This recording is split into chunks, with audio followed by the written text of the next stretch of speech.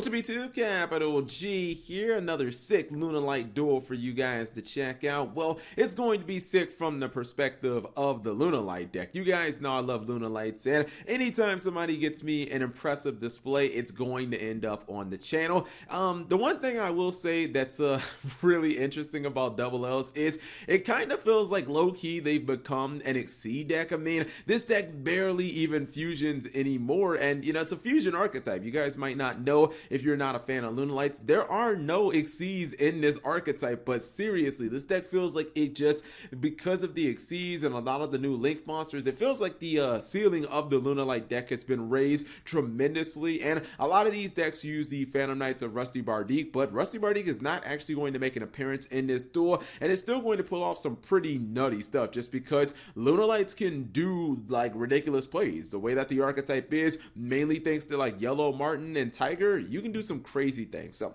he's playing against Rockets. Maybe not the greatest competition as he just goes Link Karibo pass. That's a pretty OP play, right? God, if Rockets didn't have to be destroyed, like this archetype would actually be so much better, man, if they didn't have to be destroyed, if they just floated like Doki monsters. Anyways, he's gonna get Yellow Martin. Lunalight Wolf, that's going to bounce. He gets Yellow Martin from the graveyard, goes for Tiger King, probably going to use the effect to get rid of the Link Karibo, or at least negate it. And at this point, he has Tiger. He's going to go for the Link 2. This Link 2 is actually one that can pop a Spell and Trap on both players' sides of the field. A lot of times you will pop the Tiger, and then you get a Monster Reborn effect when it's popped as well. Or you can set like a Perfume, but it's probably just better to activate the Perfume. I think he's going to set his the Serenade Dance just so he can use it from the from his graveyard to special summon the copy of Kaleido Chick. Now this is really cool.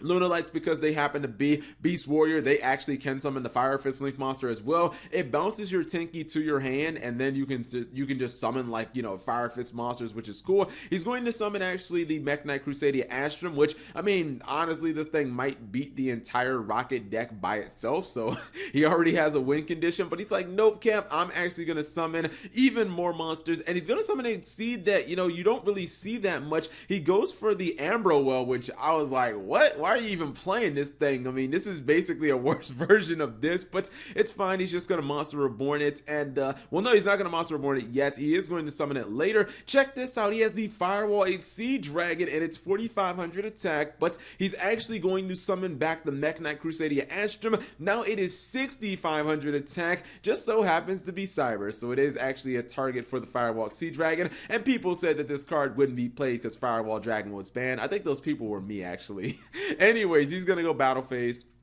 He's going to attack a couple of times. One rocket monster is going to come out, but I mean, what are the like odds of him actually being able to out this board? I'm thinking that they're relatively low, especially considering he just keeps summoning one freaking Link monster and then passing. I think that the Lunalight player needs to put him out of his misery, and I think that it was in a proper fashion that he is going to actually fusion summon. You're never ever going to drop Leo Dancer from this deck because she's just too damn good, and when he summons the Blue Cat, or special summons her, that's going to double the attack of the Leo Dancer. I think that may have been from the Pendulum summon. I think so. He's going to go for 7,000. Then he's going to activate the Saber Dancer. He's giving her 3,000 more attack. And I mean, honestly, it was kind of uncalled for. If you guys don't know, Leo Dancer is not just a Magic Spectre. She can attack twice. So when she's 20,000 or when she's 10,000 attack, she can do 20,000 damage by herself. This is why she's my favorite card in Yu-Gi-Oh! Like, she's just so, man, she is just so impressive as a monster. But hopefully this guy learned his lesson. Don't just don't summon one Link monster and then pass turn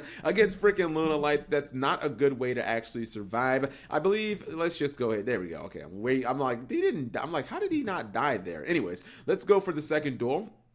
Second duel is going to be Sky Striker against Felgrand, and a lot of you guys constantly tell me that the Sky Striker players on my channel are like the worst in history, and I don't know, man. Maybe the deck is just like super difficult to play, or so I don't play Striker. I've played against it. Usually when I play against it, I get good matches, but I don't know. Some of these players are just kind of, they're kind of Kappa. I just don't understand why they are so bad. He's going to use the Ghost Ogre.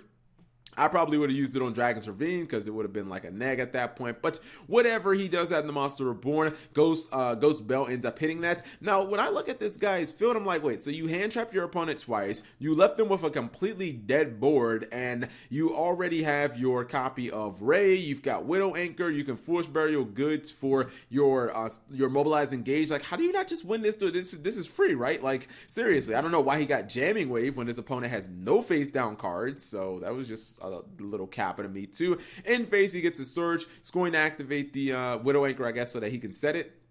But actually, no, he didn't set it. So what was the point of getting the Widow Anchor? Oh my God, maybe this, okay, maybe, did he set it? I swear he didn't set it. I think he may have set another Widow Anchor. I don't know. Maybe I'm just wrong. I feel like he didn't actually set the Widow Anchor because I'm pretty sure he has not used the Widow Anchor. That was his first turn, so there's no way he could have actually set it. Now, if you guys are wondering why he used Widow Anchor on this Starliege Photon Blast Dragon and not on the Felgrand that's coming back, if he didn't use Widow Anchor on this, he would not be able to target any monster that has over 2,000 attacks. So it's kind of a moot point. Using the Widow Anchor didn't do anything, but if he didn't use it, it's not like he would be able to use it anyways. And he did actually banish the Ray. Now, if you look at the duel, he's actually somehow losing. He's going to pop his, or at least attempt to pop his Jamming Wave because he realizes that it's not doing him any good. He did blow up his Area 0, but he didn't summon Ray from his deck, which I believe that you can. Correct me if I'm wrong, but even if you blow it up, I'm pretty sure that you can summon Ray, but whatever. I mean, it's a Sky Striker player who is playing a little Kappa here. He has Afterburner.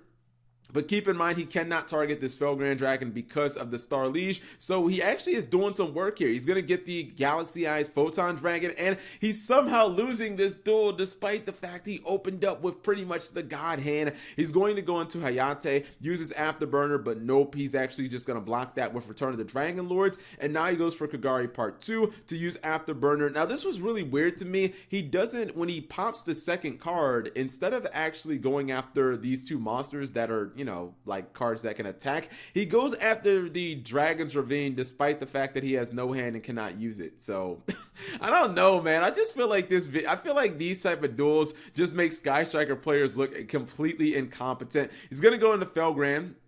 He's going to attack, trying to negate the Felgrand. Felgrand says, I'll negate myself. He says, nope, I'll negate you before you negate yourself. Still ends up taking the attack. And at this point, I feel like maybe he was just like low-key trolling. He's going to use it to negate itself, I guess so that he doesn't get Widow Anchored. But this was really interesting. He puts the monster, the Ray, in defense mode. And I was like, dude, what are you doing? Just go into Kagari? Would you believe that this guy has already burned through, I couldn't believe this. He's already burned through 9 Sky Striker extra deck mon. He used every single one of them. Seriously, in that short span, he actually used every single one of his Sky Striker Link monsters. I see, this is why you gotta run Pot of Avarice if you're in the OCG, so you don't end up losing duels like this. At this point, not only does he have apparently no Link monsters left, but he also has a monster in his main monster zone, which means he can't activate any of these spell cards. And I just feel like this is how not to play Sky Striker 101. That actually might end up being the title of this video, despite the awesome Lunalight play. You know what? Now I'm gonna go with the Lunalights, but hopefully you guys didn't get triggered too hard by the abysmal play of the Sky Striker player. Give the Felgrand player some credit. He did his job and he bodied him into the ground. Anyways, thank you guys for watching. As always, subscribe if you have not already and turn on that notification bell for daily videos.